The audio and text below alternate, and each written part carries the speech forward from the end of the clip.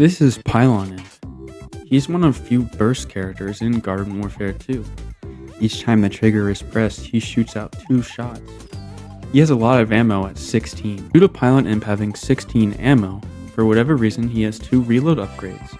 This allows you to be really customizable with upgrades, as I personally don't even use the reload upgrades. You could run a damage, health, and a speed.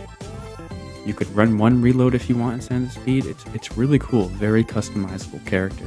It wouldn't be an imp without talking about the Mech. Pylon Imp has the Pylon Mech. This thing has the lowest health out of all the mechs, unfortunately, but it is really good as both the abilities are very useful, with the sprint tackle being a really good approach option, great for knocking things out of Gatling, and as you could see, you could gain a ton of momentum out of it. You also have the Pylon Mines, which are really good. You have 4 of them, they do a ton of damage, and plants don't expect them a lot, so you could put them in areas and they just instant kill. They're really good. This is one of the few mechs that both the abilities are actually useful. Pylon Imp also has 2 different mechs. There's the regular mech and the bling mech. The regular mech does less damage, and the bling mech just does more damage. Otherwise, they're exactly the same.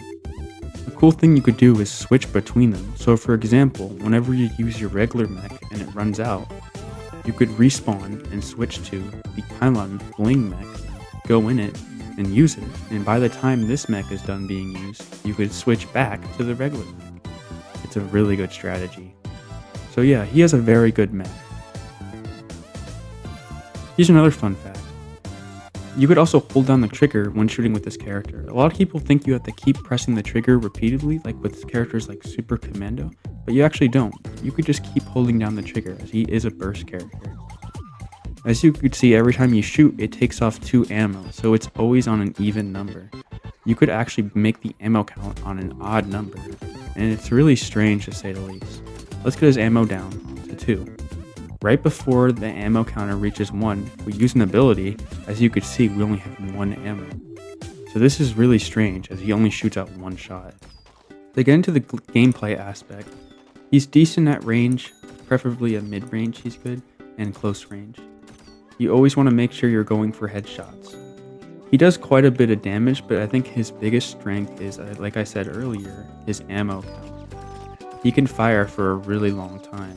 Along with his customizable upgrades, it's pretty nice playing this character because running the speed upgrade feels absolutely fantastic. It goes really well with his playstyle. The character does have splash, but that is just a little bit of a bonus.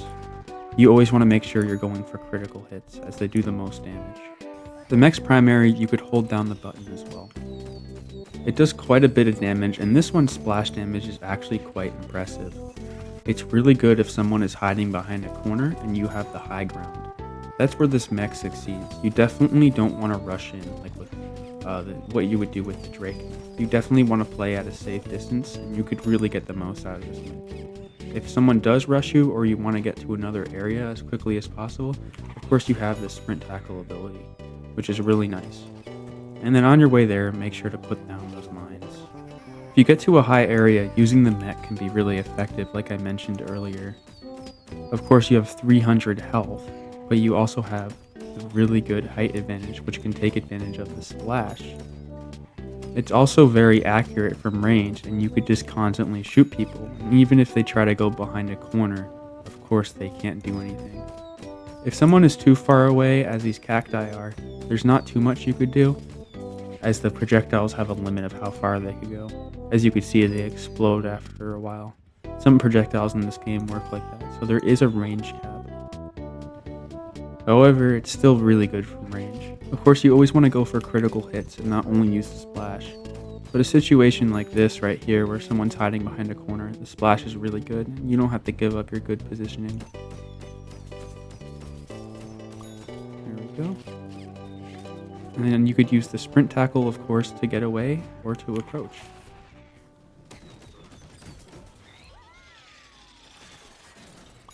As I mentioned earlier, since our mech ran out of power, let's switch over to the bling Pylon mech. And now we could use this one. It does take a minute to charge up, but it's not too long. And like I said, by the time we're out of that mech, our other mech is still charging in the background. So we could just constantly swap between the mechs. It's extremely busted. The range I'm at right now is a little challenging to play Pylon Imp at. However, if you get good at using the projectile, which it takes kind of a minute to, he's pretty good at a mid-range. You don't want to rush in with this character, and you always want to take advantage of verticality and height. Just because the character, if he's caught off guard, you're going to die. With a character like regular Imp or Z7 Imp, you have such a high damage output that even if you get caught off guard, you can get a gravity grenade and get the kill. But with Pylon Imp, you're going to get killed before you could even use the gravity grenade, just because when they're in the gravity grenade, they're going to be able to get you first because of his low damage output. So as you can see, this guy can't do much about this. He's hiding behind the pillar. Doesn't matter, I have my splash. And he's dead. As you can see in the lower corner, I got the share for that. And of course, I have to watch out for things like peashooter. But this primary is really good from range. Alright, so since we used our other mech, let's go back to the original mech. And as you can see, we can go back into it immediately.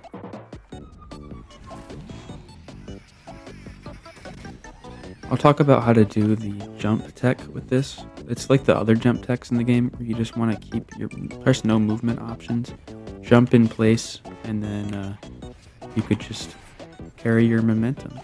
And it's really, really effective, especially for a big, clunky mech. But yeah, an area like this, you just really want to play safe and around corners. The mech has a slimmer hitbox than the other ones, for the most part. The base of it, of course, is pretty fat, but yeah, but remember to put down your little mines, because they will get a lot of kills throughout the match. Fun fact though, if you put down a mine and you switch to a different imp, so let's say I was to switch to the party imp, the mines will still be down and I could get the kills with the mines as the other imp. They'll despawn if I switch to a different class though. Pretty weird, but I guess it could be useful. If you go in Imp Kata while you're on fire, you'll take less fire damage because Imp Kata has an armor multiplier. I probably would have died just now if I didn't Imp Kata. But since our other mech is charging, why don't we go ahead and use the great strategy. Respawn, switch our ability to the other one, go back in, and we could immediately use our other mech. It's so good. It is so good. It really makes this character... If you want to get the most out of this character, this is what you do, because the mech is just so broken. I thought it'd be fun to talk about the weapon skins, because this is another thing exclusive to the character. Something I never really talk about on the channel, but of course the standard ones look really good matching his hat. I like these ones just because, I don't know, they remind me of like crayons. There's the black lines, the white stripes, which are pretty suitable for Christmas because they look like candy canes. These ones, they look strange. And then of course there's these ones as well. They're all kind of inspired by, it looks like, weird drawings, especially this one and this one. Very strange patterns compared to like other weapon skins in the game. But of course with customization, we got, as I talked about earlier, there's the abilities. It's really up to you. I think the best is probably a health, damage, and 1 reload. Having 2 reloads, it doesn't change too much, but having the 1 reload definitely is really good. But if you do like the 2 reloads, then run that. But I think a health upgrade is pretty crucial when playing an imp, especially with this one. But the 2 reload upgrades, as you can see, he reloads really quickly. But I think having the health upgrade is really important. But you could also do what I do and run the speed upgrade. Speed upgrade, I always say this whenever I talk about it, it's like going 5 miles per hour faster than usual. So it's noticeable, and if you like it, definitely run it. I think the character's reload is fine normally, but if you want that better reload, I'd recommend running 1 reload upgrade. But yeah, that was all about Pylon Imp. My game just froze. I don't know what happened. There we go. I don't know what happened there. But I hope you guys enjoyed, like and subscribe, and let me know what character you guys would like to see next for the series. Thanks for watching, guys. Bye.